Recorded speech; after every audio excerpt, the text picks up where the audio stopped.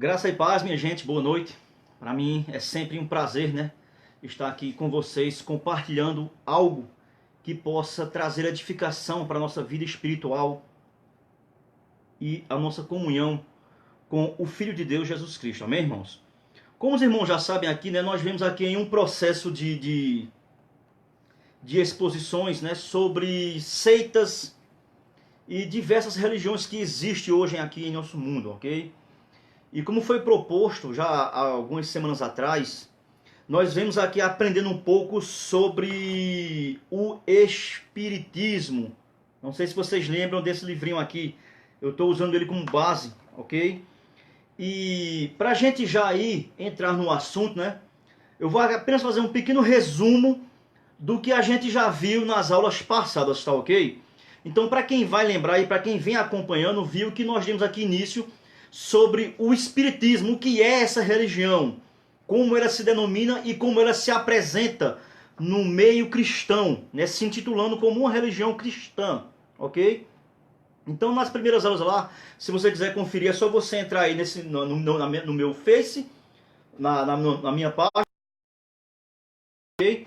Até você encontrar aí essas aulas que já passamos. Na primeira aula, né, eu quero aqui lembrar, nós vimos apenas um pequeno panorama histórico sobre a sua origem, né, a sua formação, como ela foi se ramificando, como ela foi ganhando raízes e se estendendo por todo o globo terrestre, ok? Depois também aí nós vimos também que ela não se denomina apenas como uma ramificação, mas ela tem várias ramificações e subdivisões, e nós expomos aí apenas um pouquinho de como é que ela se caracteriza, como é que ela se subdivide, o seu pensamento e suas várias ideologias aí, vistas que a gente tem aí conhecido nos dias de hoje, ok?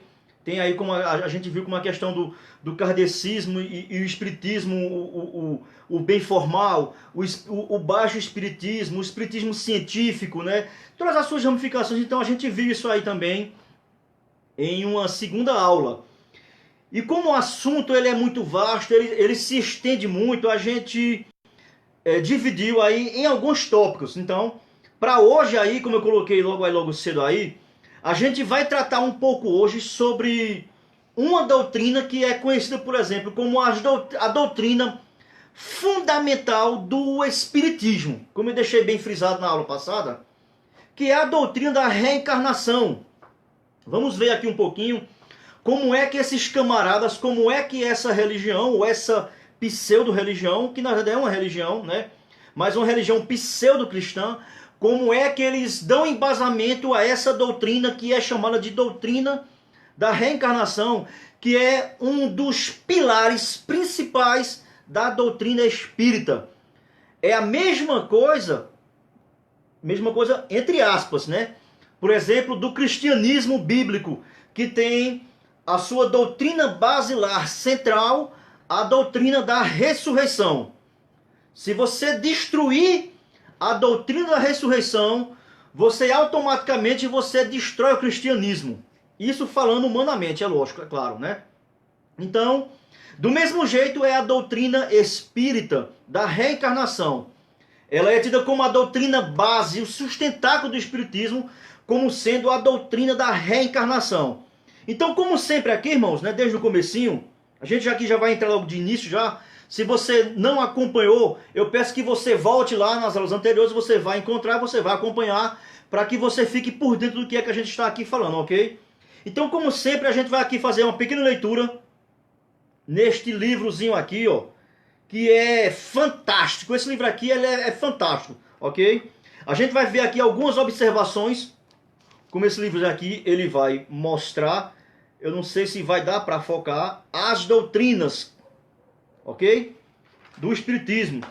Depois também nós vamos ver aqui algumas questões que este livro aqui também, ele sugere sobre a reencarnação e como ela é vista e aplicada pelo Espiritismo.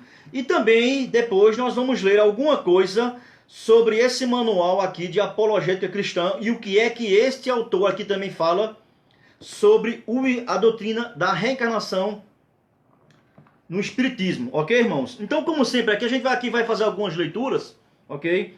Para que a gente possa aqui entender, e ao mesmo tempo que a gente vai aqui lendo, a gente vai fazendo alguns comentários, vai fazendo aqui algumas colocações para que a gente possa entender o que realmente é essa doutrina e como é que a gente pode refutar essa doutrina com relação à palavra de Deus, ok?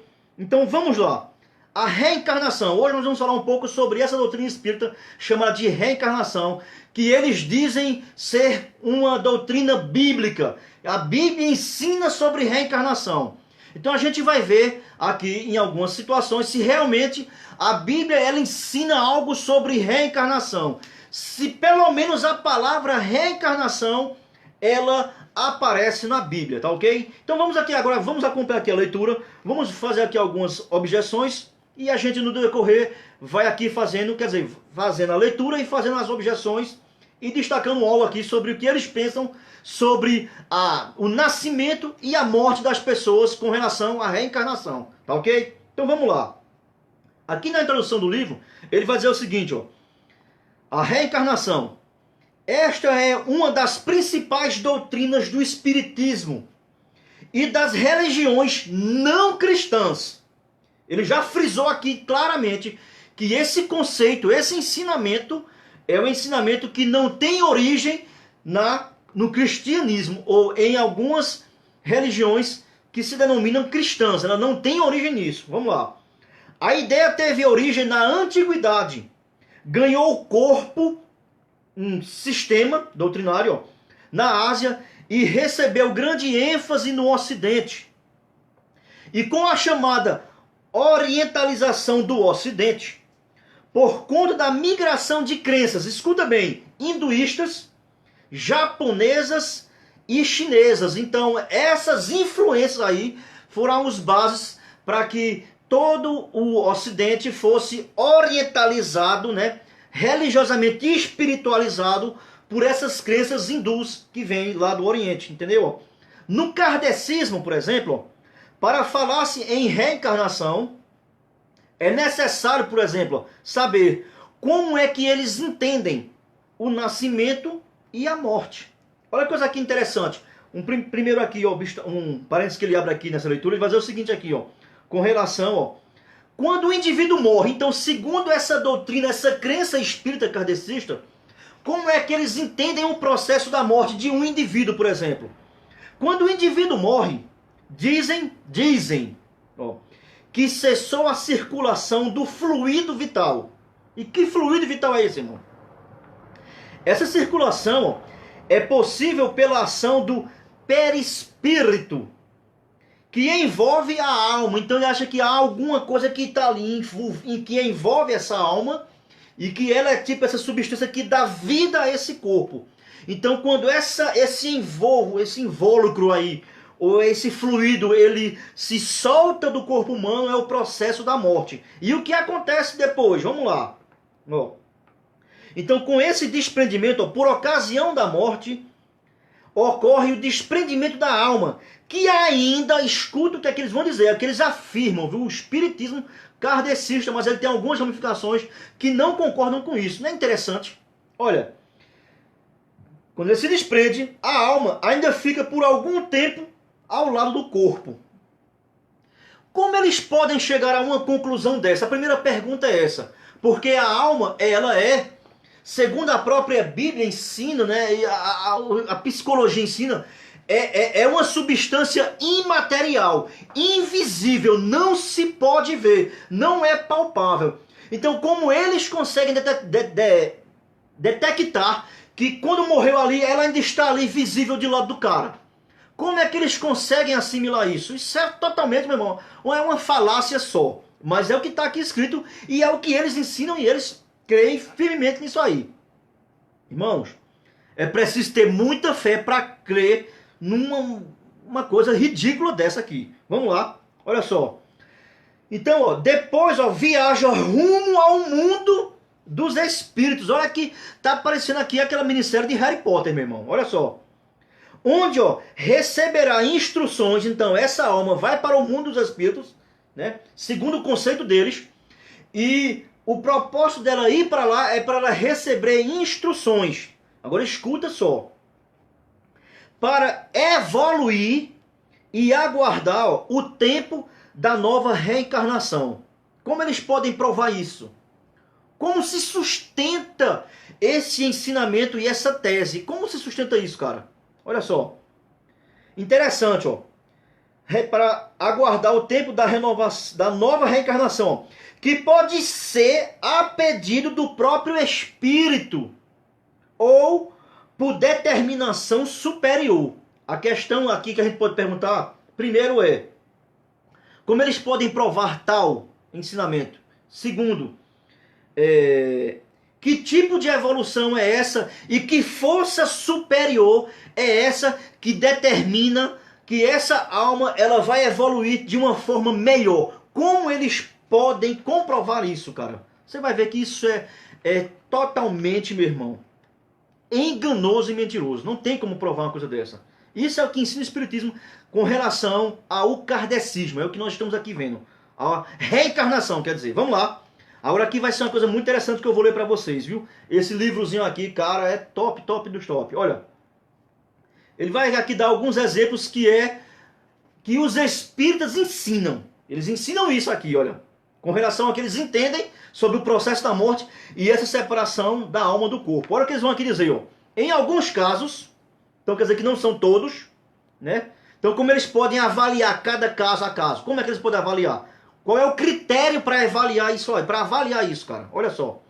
Em alguns casos, ó, o espírito percebe os erros cometidos na encarnação anterior e solicita permissão para reencarnar. Por exemplo, olha só.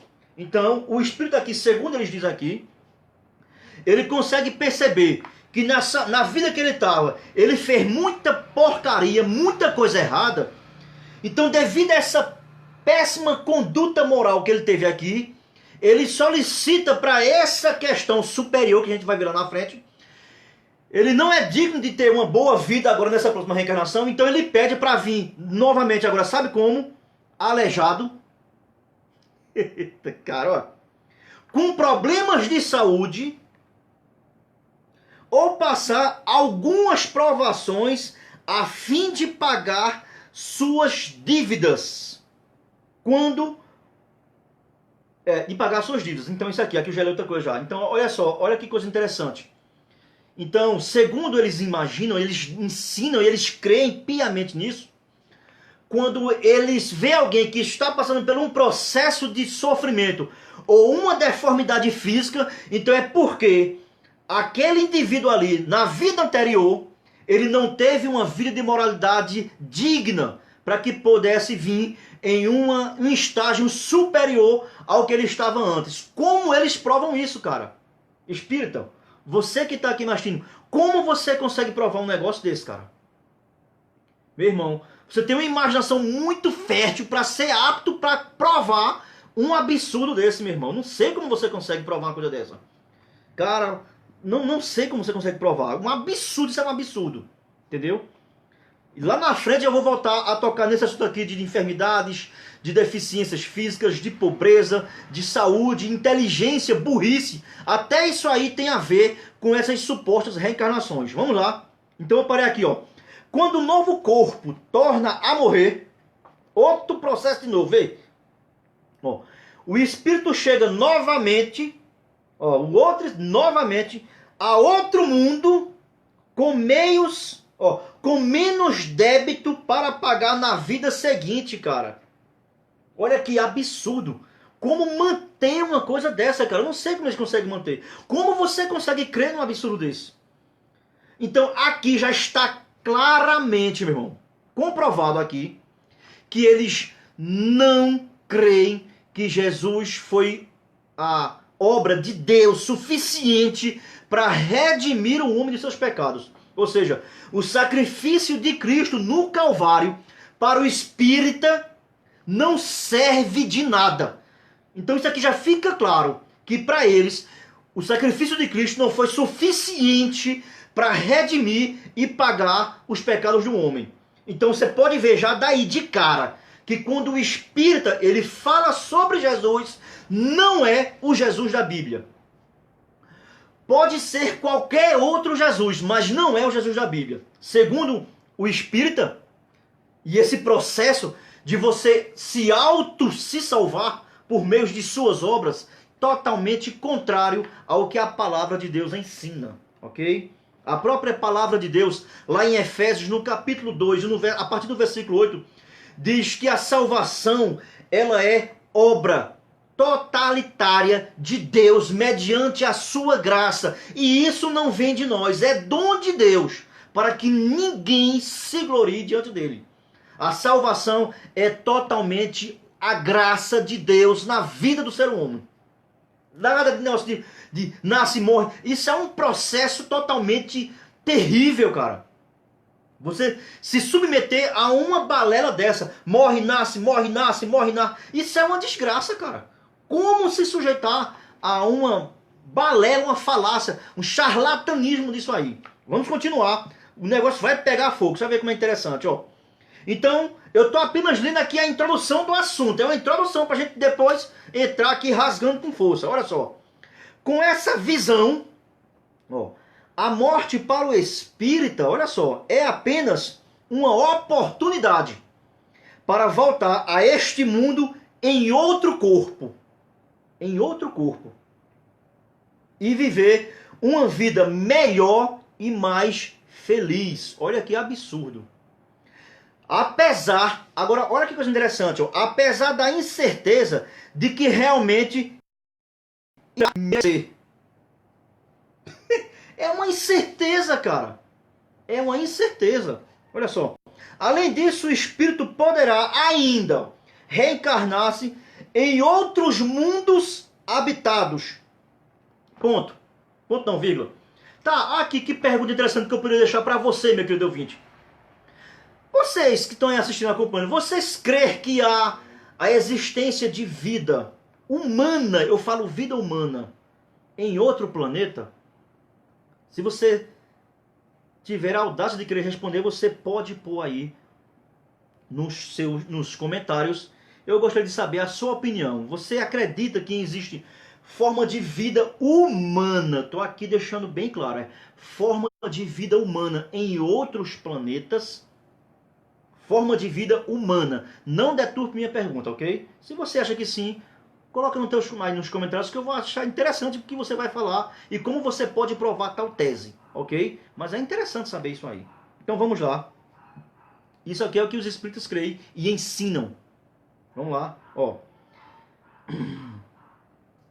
Interessante, ó, que eles podem reencarnar em outros mundos habitados, certo? E dependendo das circunstâncias, até além do sistema solar. Outra galáxia, outra órbita. Não sei como é que eles conseguem manter isso aqui, ó. Ó, este é um dos motivos, ó, pelos quais, ó, agora aqui é uma curiosidade muito interessante. Este é um dos motivos pelos quais os espíritos, ou espíritas, são terminantemente contra o aborto e o suicídio. Eles não são a favor do aborto e do suicídio, que isso aí também é uma prática defendida também pelo o verdadeiro cristianismo bíblico. Agora, eles têm uma explicação porque eles são contra esse procedimento, contra a sua própria vida. Olha, aborto e o suicídio, ó. Quando o círculo kármico, a doutrina do karma, nasce, morre, é esse processo ridículo aí, ó, é interrompido sem se cumprir aquilo que havia sido estabelecido, ó, para a vida que estaria iniciando, esse relacionamento aqui ao aborto, ó, ou para a que foi impedida de continuar na Terra. É um processo aí que eles não concordam, ok? Por isso aí que eles dizem que quando acontece um aborto, então esse processo ele é interrompido, ok? Aqui ele vai dar aqui alguns esclarecimentos aqui sobre a questão de como é que o espírito entende o nascimento de novas pessoas. Eu vou ler aqui, mas não tem tanta coisa aqui interessante não, ok? Mas aqui tem uma coisa aqui muito interessante aqui que eu vou ler aqui que é interessante em relação ao nascimento de pessoas. Ele vai dizer aqui, ó, é fundamental ao espírito respeitar a individualidade e a iniciativa das pessoas, ó, desde a infância, pois acredita que tudo nesta vida é um aprendizado da alma e a intervenção, ó, ela pode, quando você intervém, você pode impedir, ó, que o indivíduo passe por uma situação que iria ajudá-lo no aperfeiçoamento do espírito em relação ao aborto e ao suicídio. Então você, ao cometer isso aí, você pode estar impedindo que esse espírito aí talvez estivesse no seu último processo evolutivo para atingir a perfeição gloriosa que eles dizem que foi o que Jesus atingiu, ok? Isso é ridículo, é abominável você crer e se manter confiante que isso realmente pode acontecer com uma pessoa. Então, segundo eles aqui com relação ao nascimento de pessoas, ele vai dizer o seguinte: nenhum nascimento acontece por acaso. Todos os bebês, ó, estão com uma tarefa a cumprir.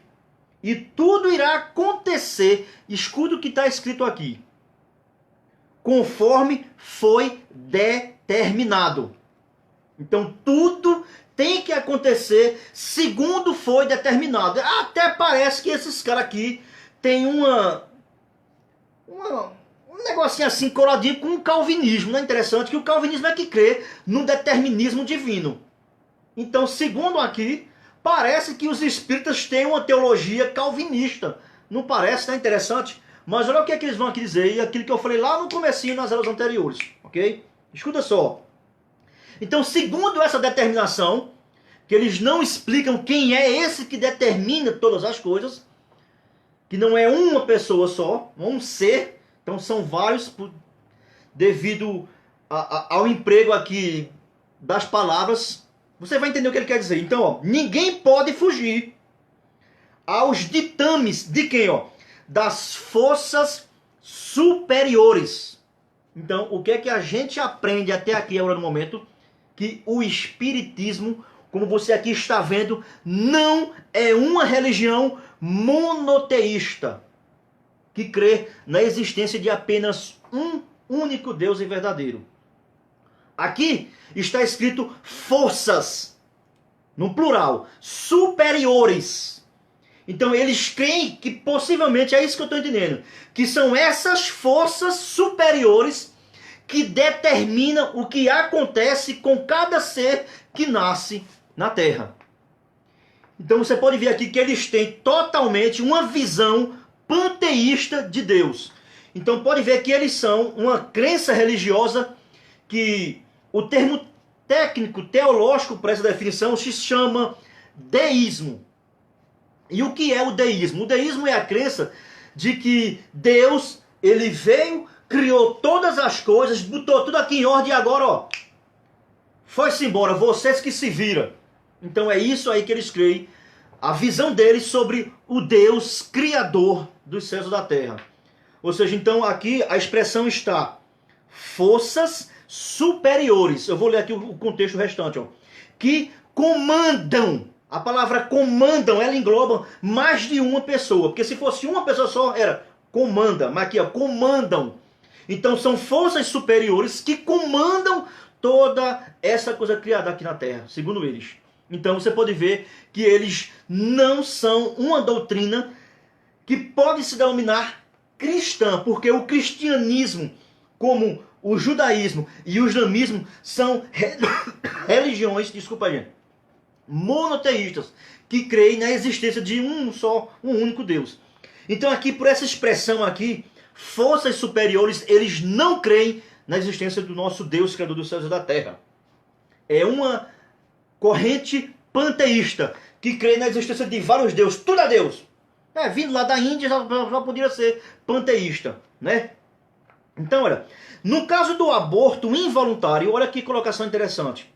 Acreditam que houve um redirecionamento da proposta inicial e o espírito deverá reencarnar-se novamente. Criança, foi interrompido, ó, até uma próxima gravidez na mesma mulher.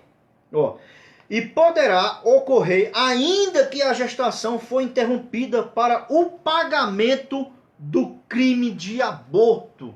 Que coisa terrível.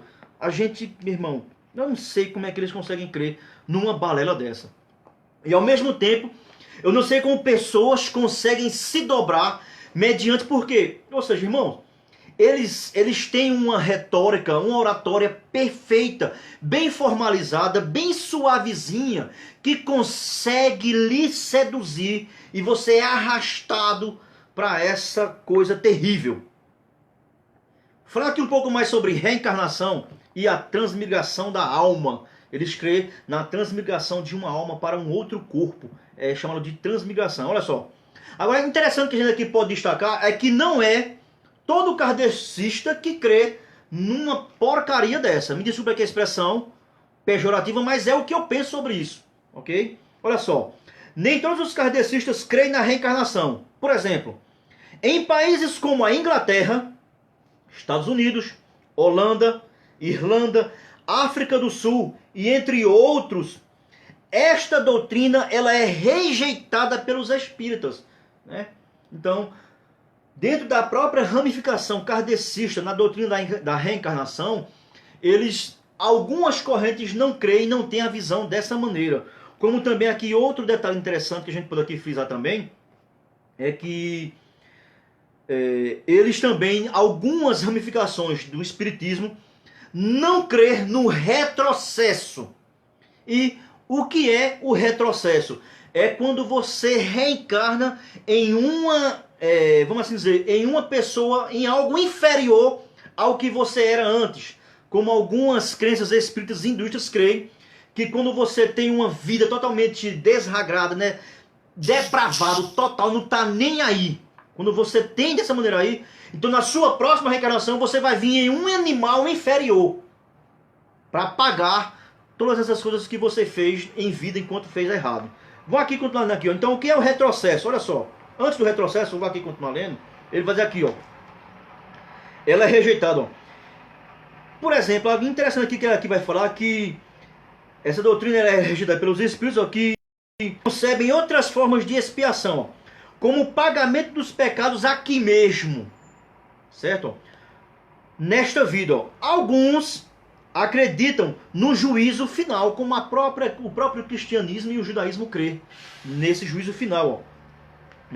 Entretanto, ó, todos descartam a possibilidade de retrocesso do espírito e a hipótese da transmigração da alma ou metempsicose. Aqui tem algumas palavras que eu não vou aqui ter tempo para estar explicando tipo, porque senão a gente vai aqui ficar o resto da vida falando sobre isso. Depois você pesquisa aí sobre o que é que significa essa transmigração da alma ou essa questão que é também aqui denominada de metempsicose. Então, o que é o retrocesso? É quando o espírito não evolui entre uma reencarnação e outra. Está vendo que é um processo interminável? Isso é um processo diabólico. Então, voltando a estágios anteriores, menos evoluídos. Eles não creem nisso aí, ó. E o que é essa transmigração? É quando o espírito reencarna em seres inferiores, como eu aqui falei. Isso não são todos os kardecistas que creem nisso aí. Então, ou seja, nem todo kardecista crê que se você vê ali uma formiga, então essa suposta formiga pode ser um camarada que na sua vida anterior matou pessoas, era um assassino terrível, mas ele, como não foi bom, então você agora vai vir como uma formiga. Olha que ridículo, que nojo uma coisa dessa. É o que eles pensam, ok? Mas nem todos, tá ok? Então, olha, vê que coisa interessante aqui, ó. Porque essa crença aqui, como ela aqui está aqui explicando, né, divino na criação inferior, é uma crença muito difundida na Índia e em alguns países da Ásia e do Oriente. Ó. Na reencarnação dos kardecistas, por exemplo, ó, em algumas correntes do pensamento espírita, o espírito humano ó, só reencarna na forma humana. Então, como eu falei nas aulas anteriores, há várias ramificações que você deve conhecer todas elas e talvez você esteja sendo engodado e envolvido por uma questão de sair e não está sabendo. Por isso que é bom conhecer, ok? E não há possibilidade de um retrocesso, ok? A reencarnação é um constante nascer, morrer, renascer. Isso até quando? Até o estágio final da evolução. A pureza total do espírito. Em outras palavras, salvação pelas próprias mãos. É impossível ao homem adquirir esse recurso, biblicamente falando. Então, desse modo, ó, o grande homem de hoje poderia ter sido um bandido lá atrás, por exemplo, um assassino ou um fracassado em reencarnações anteriores. Ninguém sabe quem é quem. Então, como provar e como ter consistência uma doutrina, um ensinamento tão meticuloso como esse é? No entender kardecista, por exemplo, somente a reencarnação. Agora que eles se jactanciam disso aqui, ó. Eles se gloriam. Eles acham que eles são os únicos que podem explicar, né, por esse processo, todas as mazelas que nós vivenciamos nesse mundo pecaminoso e caído. Que o pecado destruiu pelo erro lá de Adão no início lá. Então eles se jactanciam por serem os caras que detêm a explicação e explicam tudo sobre esse tipo de situação. Olha o que vai dizer aqui, ó. O kardecismo, ó. Somente a reencarnação pode explicar muitos mistérios do mundo terreno e coisas inexplicáveis do mundo invisível. Pô, se é invisível, como vai se explicar? Muitas coisas que são visivelmente palpáveis, a gente não consegue explicar, quanto mais coisas invisíveis. Caramba, ó.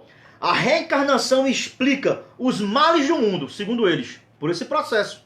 Ó, como que? As desigualdades sociais. Por que a desigualdade social? Porque eu e você somos egoístas. O homem, quanto mais quer, mais ele se torna ambicioso. Na verdade, o homem, o ser, nós somos seres insaciáveis. A verdade é essa. Então, olha só. Desigualdade social, a violência, a inteligência de uns e as limitações de outros. Bom, meu irmão, isso aí não tem nada a ver com reencarnação, não. Se você estudar, você vai ser inteligente. Se você não estudar, você vai ser burro. Sei lá, cara, né? Um indouto, né? Mais chique falar. A felicidade de poucos e a desgraça de muitos. A beleza e a feiura. Até se o cara for feio, eles dizem que é por causa do processo da reencarnação, que na vida passada você fez porcaria. E se você for um cara bonito, já pensou, você é bonito, não é porque você foi um cara bom lá na outra vida. Que explicação mais irracional e fora de lógica. Ó, a perfeição e a deficiência física, a questão da pessoa que tem uma deficiência de nascimento físico, eles dizem que isso aí é paga por algumas coisas que você fez vida passada. Deixa eu pegar aqui uma Bíblia aqui para a gente ler aqui algo interessante com relação, olha só, Bíblia Sagrada, versão atualizada. Eu vou aqui ler a Bíblia só um pouquinho para a gente ver aqui o que é que ele quis dizer, o que a palavra de Deus diz sobre essa questão da pessoa que nasce com uma deficiência, se realmente essa deficiência é porque algo que ela fez na vida passada, ela tem que pagar essa punição nessa vida agora. Então, devido a isso aí, essa deficiência física. É um caso muito interessante que Jesus, com seus discípulos, eles foram testemunhas oculares e eles questionaram Jesus sobre esse tipo de situação. Vamos ver se o que o kardecismo ensina tem algum apoio com relação à palavra de Deus. No Evangelho de João, no capítulo 9, a partir do versículo 1, está escrito dessa maneira. Caminhando Jesus, viu um homem cego de nascença. O cara era cego de nascença. Então, segundo eles, uma deficiência física. Então, o que é que aconteceu? Ó? Os seus discípulos perguntaram. Então, Jesus ia caminhando e tinha lá um cego. E os discípulos perguntaram, Jesus, olha, aquele cara que está ali cego. Eles tentaram indagar a Jesus. Olha o que aconteceu, olha a resposta de Jesus com relação a essa deficiência física. Se tem base para que eles sustentem esse ensinamento aqui errôneo, o espiritismo. Então vamos lá. Ó. Mestre, quem pecou? Este ou seus pais? Aqui a princípio aqui já tem um entendimento errôneo sobre maldição hereditária.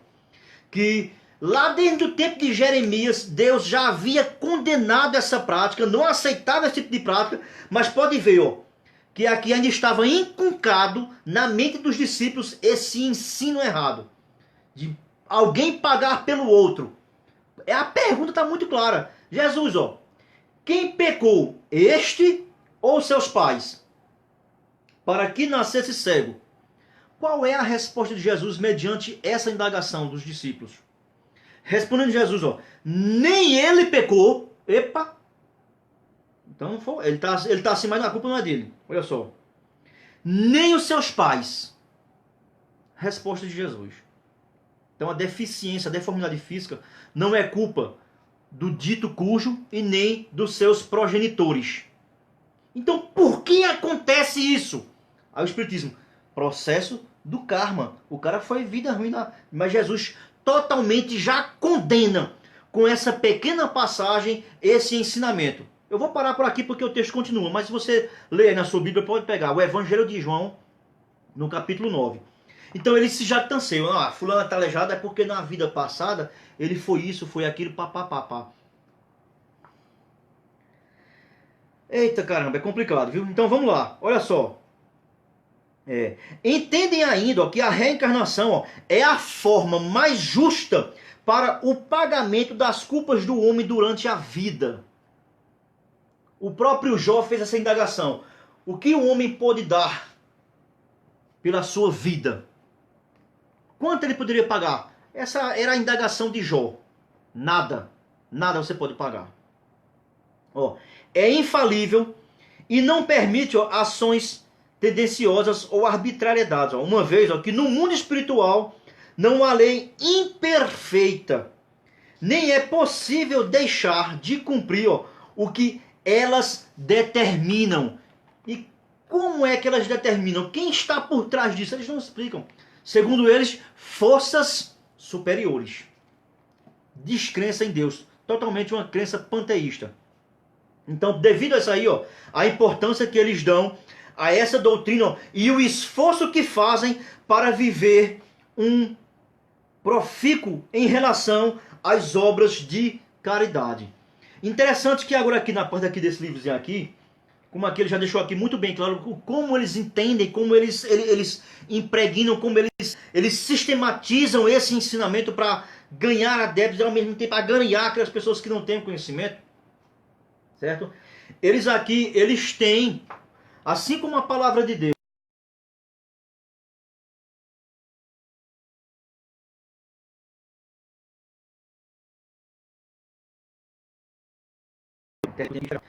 quando dá essa pausazinha aí, meus amados, é porque a internet cai, ok?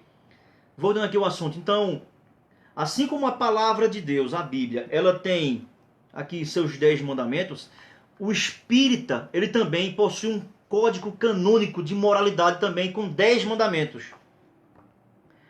Eu poderia aqui ler aqui para vocês, mas eu creio que é interessante pra caramba, mas aí vai se estender demais, certo? E essa parte aqui que eu quero aqui falar sobre reencarnação, ela vai se estender muito e possivelmente ela pode até ficar muito monótona e chata. Mas, cara, eu tô aqui com a minha língua coçando para vocês, para ler isso aqui, esse decálogo deles. Os 10 mandamentos do Espiritismo. Você quer ouvir? Eu tenho certeza que você vai querer ouvir aqui. Vamos ler, vamos lá. Moral. Aqui sobre o código de moralidade do Espiritismo. Certo? Os seguidores de Kardec não creem na queda de Adão. Então eles não... Ou seja, meu irmão, eles não creem na palavra de Deus. Porque segundo eles, a palavra de Deus foi escrita por homens. Então, não serve. Para eles, Deus tinha que vir em pessoa e escrever, porque eles são muito bonitinhos, são especiais, então eles queriam que acontecesse isso aí. Agora, interessante, eles dizem que ela não é verdadeira porque foi escrita por homens. Mas eles creem nos livros balelas e totalmente mentirosos e fantasiosos deles, que também foi escrito também por homens também. Olha que contradição ridícula. A contradição mais ridícula do povo espírita, sabe qual é? Não creio aqui na palavra de Deus. Interessante, eles não creem. Mas eles usam ela para fundamentar as suas teses. Vê que hipocrisia miserável. Ô meu irmão, você que é espírita, como é que você consegue viver numa hipocrisia dessa? Como é que você diz que a palavra de Deus ela não é verdadeira, mas você utiliza ela para fundamentar as suas teses absurdas? Cara, mas é uma hipocrisia miserável, cara. Como você consegue se manter diante de uma situação dessa? Vamos lá. Código Canônico Espírita. Ele já vê aqui, eles não creem na queda de Adão, eles não creem na lei do pecado, porque o salário do pecado é a morte. Não crê na expiação, não crê na condenação eterna de ninguém. Certo? Ó? Porque, segundo eles aqui, ó, eles acham que Deus não tem a necessidade de condenar os que praticam o mal e nem recompensar os observadores do bem. Deus, ó, para os espíritos, lembra que eu falei aqui no comecinho que Deus está bem longe, então eles não, Deus não serve de nada para isso. A verdade é essa. Deus para eles não é nada. É isso. Em outras palavras, ó, Deus, ó, para os espíritas está alheio aos acontecimentos terrenos. Eles não creem. Quando você ouvir um espírita falando sobre Deus, vá na cara dele e assim chama ele de mentiroso. Quando você pegar um hipócrita desse aí falando sobre Deus, ele está mentindo, ele é um mentiroso. Ele está indo até mesmo contra as próprias leis de moralidade que o kardecismo implantou. É um hipócrita. A verdade é essa. Olha só. Cada qual sofre as consequências de seus atos, ó, e dará conta delas nos caminhos da eternidade. Olha que coisa interessante. O que você faz de errado aqui, você vai dar conta disso durante a sua jornada. Eu vou ler aqui apenas uma passagem bíblica com relação a essa questão que eles levantaram aqui. Olha o que foi que... Quando trava aí, vou repetir.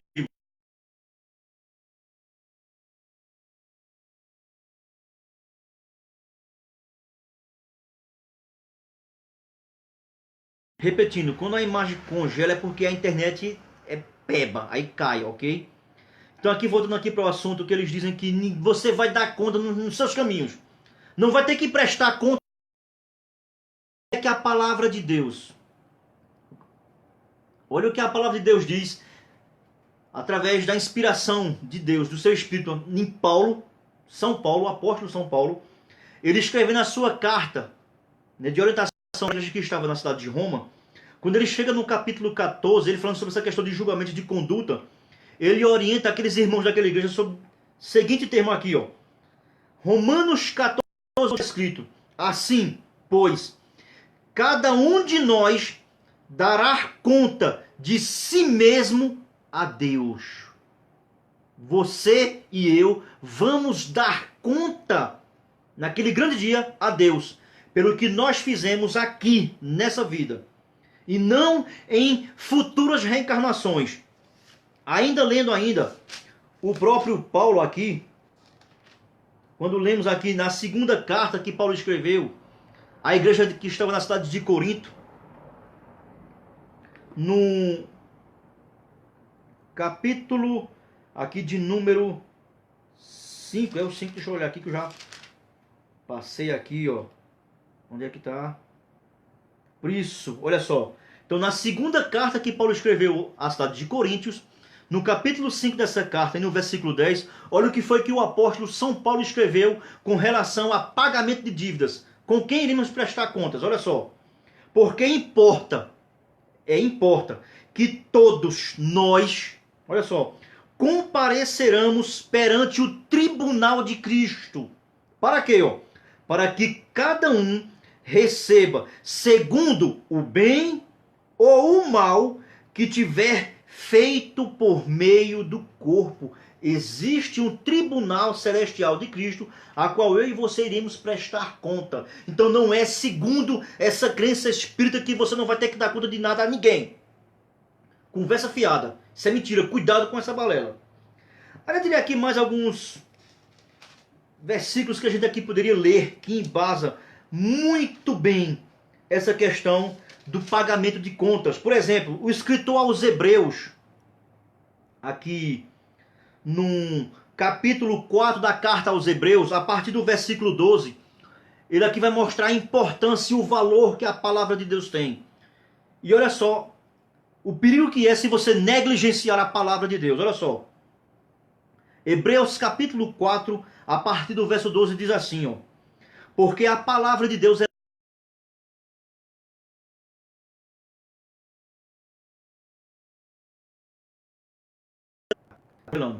Hebreus 4, 12. Porque a palavra de Deus é viva e eficaz. Ela é mais afiada que qualquer espada de 2 gumes. Olha só. Ó. E ela penetra até o ponto de dividir alma e espírito, juntas e medulas. Olha o poder que a palavra de Deus tem, viu? E é apta para discernir os pensamentos e os propósitos do coração, que não seja manifesta na sua presença. Olha como Deus está observando. Olha como Deus está bem pertinho. E para eles está longe. Todos estão descobertos. Olha só. Pelo contrário, todas as coisas estão descobertas e patentes aos olhos. De quem? Ó? Daquele a quem temos de prestar contas. Hebreus 4,13. Espiritismo, segundo eles, você não vai ter que prestar conta com ninguém. Vai ter que prestar conta com Deus. Vai ter que comparecer perante o tribunal, juízo branco, o trono branco naquele dia. Então, olha só, então seguindo aqui essa crença kardecista, né, de que eles têm o seu código canônico, entre aspas, de moralidade, como 10 regras, assim como a Bíblia tem os 10 mandamentos, olha o que é que o espírita, ele tem como sua base de vida moral prática aqui. Olha só, vamos lá, vamos ler. A primeira lei moral, ó, é dar prioridade à oração. Por isso os caras oram ou rezam, sei lá como é que eles chamam isso aí. Eles fazem. Mas com que objetivo? Ó? Através dela, eles acreditam atrair bons fluidos e o auxílio dos bons espíritos. Interessante que eles não creem na existência de demônios. Para eles, os demônios não existem, Satanás não existe, o inferno não existe. Balela. E quando eles dizem isso, que Satanás e os demônios não existem, eles estão automaticamente chamando Jesus de mentiroso. Porque o próprio Jesus disse no Evangelho de Mateus que o inferno foi criado para Satanás e os seus anjos, para os seus demônios. Então foi criado para eles. Mas eles dizem que não. Então automaticamente o espírita, ele diz que Jesus é mentiroso. E você anda caminhando de mão dada com uma lástima dessa. Eles dizem que a oração, você atrai bons espíritos. Então automaticamente aquele que não ora, a gente aqui pode botar a arma deles voltada contra eles mesmos. Então quando o espírito é um cara que não ora, então ele não atrai bons fluidos e ele atrai maus espíritos. Então eu pergunto a eles, quem são esses maus espíritos? Então quem são? Se não são demônios, são quem? O Mal-a-Sombra ou é o Gasparzinho Fantasminha Camarada? Olha só. E eles dizem que esses espíritos bons, eles estão a serviço da humanidade num plano invisível.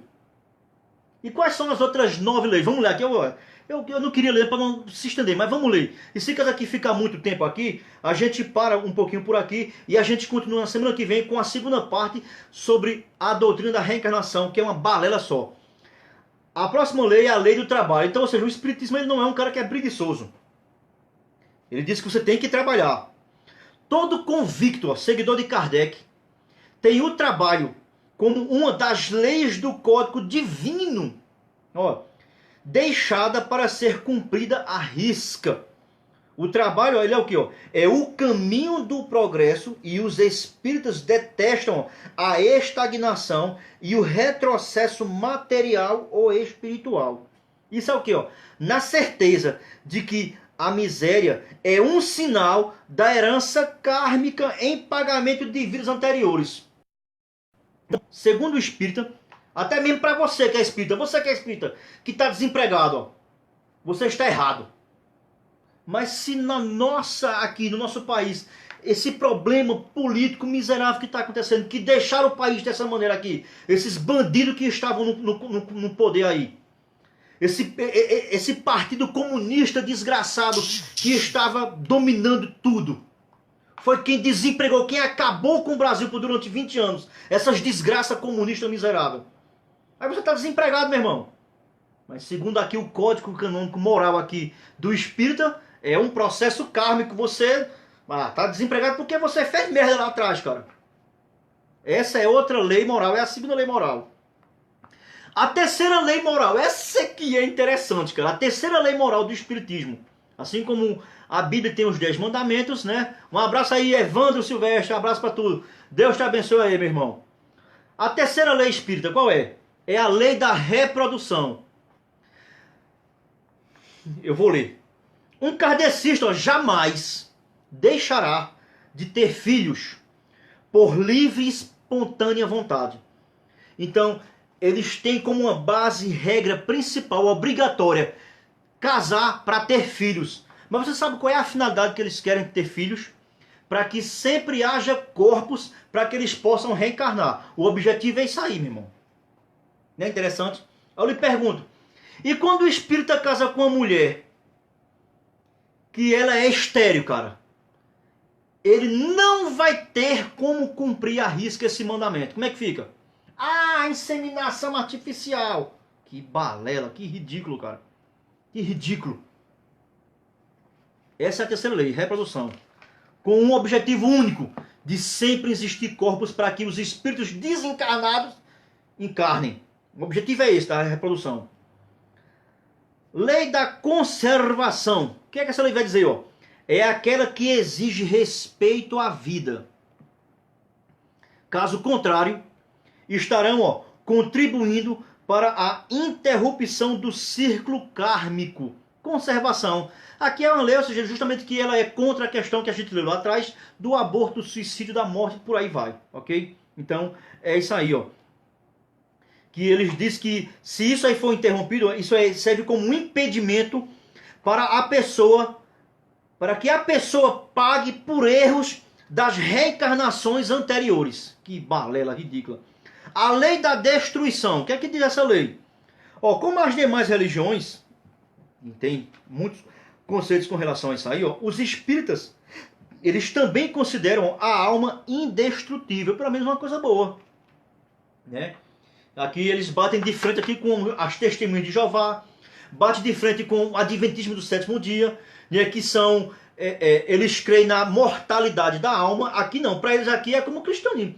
Por isso que eles se camuflam como cristãos, porque eles aderem a alguns conceitos cristãos dentro da sua posição teológica, ok? Que é a questão da imortalidade da alma. A alma, ela é imortal. É isso aqui, eles creem nessa questão. Lei da sociedade, que é a lei sexta. O que é que vai dizer? Ó? É uma das mais prezadas. Por quê?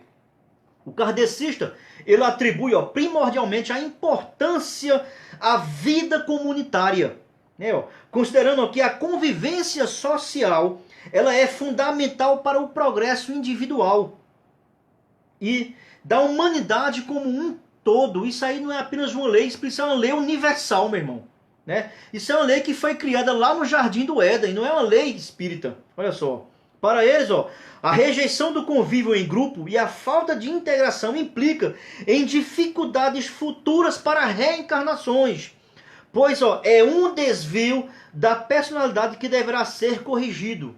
Ficou claro aqui? A lei do progresso é a lei número 7, que diz o seguinte, ó: seria estranho se um seguidor de Kardec, ó, que tem na evolução dos espíritos uma das crenças básicas, não tivesse o progresso como lei em seu credo. Progredir, a lei da evolução. Tá bem claro, não tá não? Esta lei, ó, tida como absoluta, resulta do trabalho, da força de vontade e dedicação, elementos que fazem parte de uma personalidade inteligente a caminho da evolução. Progredir, evoluir, é outra lei kármica deles, ok? A lei da igualdade. Cara, essa lei aqui é muito difícil colocar em prática, viu? Ó, esta dispensa qualquer comentário. Lógico, vai precisar comentar. A lei da... É possível haver igualdade? Até mesmo nos processos de reencarnação é impossível, segundo eles. Lei da igualdade. Não precisa explicar, a gente sabe que isso não haverá igualdade nunca. O próprio Jesus, ele foi indagado sobre essa questão. Quando ele foi interrogado ali naquela questão daquela mulher que derrama aquele alabastro sobre Jesus, aquele perfume caríssimo ali, né? E chega um dos discípulos que a gente sabe muito bem quem é, o camarada, assim, ó, isso é um desperdício. Isso aí poderia muito bem ser utilizado, vendido e ser distribuído com os pobres.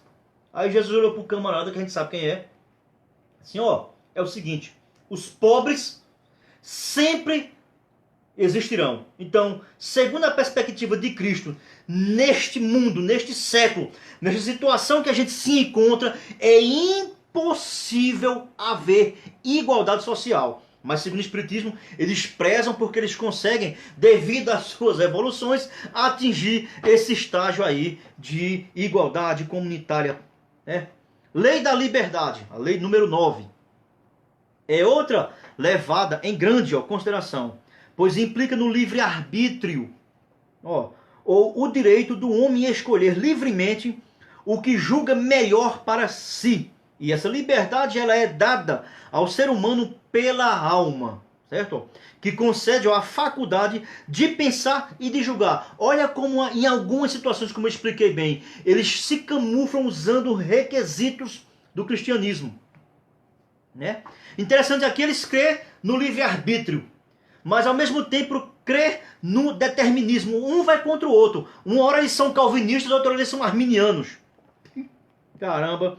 E a última lei, a lei do amor. Não poderia faltar a lei do amor, que é para poder justamente usar ela como critério para se denominar uma religião cristã. Ok, irmãos? Aqui ele vai falar um pouquinho aqui sobre o que é que Kardec pensa sobre a igreja. Eu vou ler aqui porque aqui é muito interessante, certo? A lei do karma, céu, inferno, livre-arbítrio, mas aqui vai ficar muito longo. Eu vou parar por aqui, ok? Vimos aqui, ó, então, nesse pequeno aqui livreto hoje, certo? Sobre como é disseminado e como é ensinado e como eles pensam a questão da reencarnação, ok? Vamos ler aqui agora um pouquinho, que ainda há tempo. O meu relógio aqui é 5 para as 9 da noite, né? Vamos ver como é que esse autor aqui, ele expõe essa questão da reencarnação. Ele vai aqui apenas repetir algumas coisas que nós já vimos aqui, mas apenas com outras palavras. E aqui ele vai mostrar alguns conceitos que Kardec tinha e ele ensinou e deixou escrito sobre a questão da reencarnação. E vamos ver aqui as objeções bíblicas com relação à reencarnação. Olha só, a teoria da reencarnação se constitui o cerne de toda discussão espírita, como eu falei lá no começo. Ó. Destruída esta teoria, o espiritismo não poderá subsistir. Sobre esse assunto, sobre reencarnação, o que foi que Allan Kardec escreveu? Olha a opinião de Allan Kardec. Ó. Segundo Allan Kardec, ó, a reencarnação, isso era o conceito que ele ensinou, fazia parte dos dogmas, dos ensinos judaicos, sob o nome de ressurreição. Então aqui, ó, segundo Kardec, né, ele entendeu, ele avaliou, segundo eles dizem, que nas culturas judaicas daquela época antiga lá, né, os judeus, eles criam na reencarnação, só que eles não usavam o nome reencarnação, eles usavam o nome ressurreição. Isso é balela e incomprovável, não tem como sustentar isso aí. É impossível. Ou seja, então é uma falácia e uma mentira infundada pelo Allan Kardec. Olha só, a reencarnação é a volta da alma ou espírito à vida corporal, ó, mas em outro corpo novamente formado para ele, que de nada tem de comum com o antigo. Então Allan Kardec está dizendo que, como é que Allan Kardec abordava a reencarnação? O processo para Allan Kardec era como? Que quando você morre, você vai reencarnar em outro corpo que é totalmente o contrário daquele que você tinha antes. Por exemplo, você morreu com esse corpo aqui, ó. Isso aqui é um contrabaixo Ibanez. Olha só o headstock dele, é porque a câmera está longe. Você é esse baixo aqui. Você morreu, segundo Allan Kardec, quando você ressuscitar, você agora vai ressuscitar com esse corpo aqui, ó. Totalmente. Olha o headstock lá, como é diferente, olha só. Tá vendo lá? O headstock do Yamaha. Então você agora é esse camarada. Isso é o que Allan Kardec ensinava. Entendeu? E o que é? Agora a gente vai entrar aqui com objeções com relação à reencarnação. O que é que a Bíblia, meus irmãos? A Bíblia ensina o quê? Como é que a Bíblia mostra esse processo na vida do homem? Olha só. A Bíblia jamais faz qualquer referência à palavra reencarnação. E tampouco ela confunde com a palavra ressurreição. Ok? Então, em momento algum, nunca, jamais, algum autor bíblico dos seus originais, ele fez uso da palavra reencarnação. Não fez. E em momento algum, os autores bíblicos, eles confundiram uma coisa com a outra. Certo? Aqui ele vai dizer o seguinte, ó, segundo o dicionário escolar da língua portuguesa, de Francisco da Silveira Bueno, o que é reencarnação? É o ato ou efeito de reencarnar pluralidade de existências com um só espírito. Enquanto que a palavra ressurreição, no grego, que vem da palavra anastasis ou ergesis. Então a palavra grega, na Bíblia original, na Septuaginta, como nos autógrafos do Novo Testamento, a palavra lá, ressurreição, a palavra é anastasis. Se você pegar uma Bíblia em grego, tem aqui uma. Onde tem a palavra lá, ressurreição, ela possivelmente vai ter a palavra anastasis ou a palavra ergesis. Olha só, ou seja, a palavra ressurreição significa levantar, erguer, surgir, sair de um local ou de uma situação para outra, que foi o que aconteceu com Lázaro. Interessante, né, meu irmão? Ó, no latim, ressurreição é o ato de ressurgir, voltar à vida, reanimar-se. Então, biblicamente, entende-se que o termo ressurreição, como o mesmo que ressurgir dos mortos, e em linguagem mais popular, união da alma e do espírito ao corpo após a morte física. Então, é isso que a Bíblia ensina.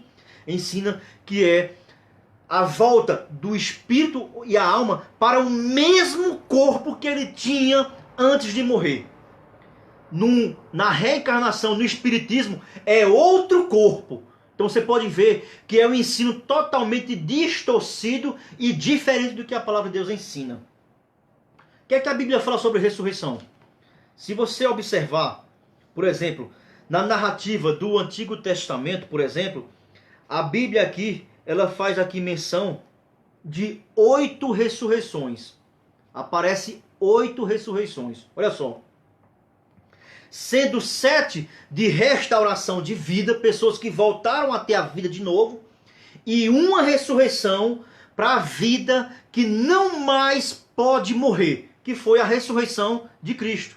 Então a Bíblia, quando vai tratar sobre essas questões, ela fala de ressurreições de pessoas que ressuscitaram e voltaram a morrer de novo, e de uma ressurreição que ocorreu, que essa pessoa ressuscitou para jamais morrer de novo, que foi a ressurreição de Cristo. E aqui, ó, ele aqui vai dar aqui algumas objeções no livro aqui que eu estou aqui, ó, de posse desse livro aqui. Ele aqui está falando aqui sobre algumas ressurreições. Ele aqui vai usar aqui o termo de ressurreição dentre os mortos, ressurreição dos mortos. Eu expliquei isso aí em algumas videoaulas que tem minha lá no YouTube sobre a questão de interpretação bíblica, ok? E as metodologias de interpretação, tanto alegórica como a gramática histórica. Então você vai lá e você vai entender o que significa essa expressão ressurreição dentre os mortos e ressurreição dos mortos, que não tem nada a ver com reencarnação. Ok, ó? Então eu vou aqui ler para você ver os 7 casos. A Bíblia fala de 8, mas 7 casos de pessoas que ressuscitaram, mas que depois voltaram a morrer novamente. Os 7 casos de ressurreição da Bíblia, por ordem, são qual? Em 1 Reis, capítulo 17, do versículo 19 ao 22, é a ressurreição do filho da viúva de Sarepta. Segundo, o filho da Sunamita, segundo a Reis, capítulo 4, verso 32 em diante. O terceiro, o defunto que foi lançado na cova de Eliseu. Eliseu já estava morto, estava lá na sua cova, e ao jogarem uma pessoa que morreu lá, ao bater em contato com o corpo de Eliseu, essa pessoa ressuscitou, não reencarnou, ressuscitou. Ok? Vamos lá. Aí, já no Novo Testamento, nós temos a ressurreição da filha de Jairo, que ressuscitou. Eles iam no enterro e Jesus a ressuscitou, né? O filho da viúva de Naim também, que Jesus o ressuscitou. E a ressurreição a mais clara ali, onde mostra claramente essa ressurreição, e ela combate claramente ali esse ensinamento de reencarnação, de voltar em outro corpo. Lázaro. Essa aqui, ela é muito clara. Ela é muito clara. Também, lá no livro de Atos, a ressurreição de Dorcas, através ali do ministério de Pedro, ok? Ó. E como a gente aqui falou, só teve um caso de ressurreição em toda a Bíblia, que foi o próprio Jesus que ressuscitou para jamais voltar à morte. Isso aqui está muito claro, ok? Vamos aqui só brevemente aqui fazer uma análise aqui sobre a ressurreição de Lázaro, se ela confere realmente com o que o Espiritismo ensina de reencarnação em outro corpo após a morte. Se você observar bem, no capítulo de número 11 do Evangelho de João, eu vou aqui ler, depois você confere e vai ver se realmente o que eu estou aqui dizendo bate com o que está escrito na Bíblia, ok? E ao mesmo tempo a gente refuta essa doutrina diabólica da reencarnação, que não tem base alguma bíblica nas escrituras aqui. Vamos lá. Olha, o testemunho do Evangelho de João sobre a ressurreição de Lázaro, que foi um caso visível, e o próprio autor do livro, ele foi uma testemunha ocular desse evento naquela época. Olha só, por exemplo, no Evangelho de João, no capítulo 11, versículos 14, 21, 32 e 37. Esses versículos mostram claramente que Lázaro estava morto. Segundo, versículo 17 e o versículo 39 desse capítulo diz lá que já fazia 4 dias que ele estava enterrado lá no sepulcro, certo? O versículo 39 comprova claramente isso, que diz que já cheirava mal, já estava começando o seu estado de decomposição. Ok? Outra questão interessante, no versículo 44, quando ele ressuscita, né, diz que ele ainda estava envolto aos panos, ok? Ele estava amortalhado, então ele ainda estava envolto quando ele ressuscitou, quando Jesus o ressuscitou. No versículo 44 também, ainda diz, que ele ressuscitou com o mesmo corpo. Isso aí combate na cara o ensinamento espírita de reencarnação que você vê em outro corpo. Porque se isso fosse verdade, e se os judeus tinham essa concepção e imaginavam dessa maneira, então era para Lázaro ter ressuscitado em outro corpo. Assim também, como as demais ressurreições que eu mencionei aqui, era para eles terem vindo em outro corpo, e eles não vieram em outro corpo. Então isso aí, a Bíblia desmente na cara cínica dos espíritas, que não existe processo de reencarnação. A de Jesus aqui, é uma das ressurreições mais claras, que até hoje geram discussões e polêmicas na história do cristianismo. Ok? Eu acho que aqui a de Jesus aqui a gente nem precisa aqui mencionar. Ok? Então aqui, a Bíblia, ela mostra que isso é uma teoria absurda, para a gente encerrar. Procurando dar sentido bíblico à absurda teoria da reencarnação, Allan Kardec, ele lança mão do capítulo 3 de João para dizer que Jesus ensinou sobre a reencarnação. Aqui é o último tópico que eu quero tocar nessa noite para a gente encerrar esse vídeo. Então, o Allan Kardec, ele faz uso do capítulo 3 do Evangelho de João, onde tem lá aquele discurso de Jesus com um grande teólogo da sinagoga chamado quem? Nicodemos. E eles utilizam isso aí para dizer que Jesus ensinou reencarnação a Nicodemos. Interessante que, primeiro, o primeiro ensino da reencarnação de Allan Kardec, primeiro, para que haja reencarnação, se faz necessário a morte do mesmo. Se faz necessário a morte. Só com essa argumentação que eu vou dar aqui, não precisa nem a gente ler na Bíblia. A gente já faz cair por terra essa interpretação kardecista falaciosa e mentirosa. Primeiro, no texto do Evangelho de João, no capítulo 3, em momento algum, Jesus fez menção da palavra morte. Jesus, em momento algum, disse que Nicodemos tinha que morrer.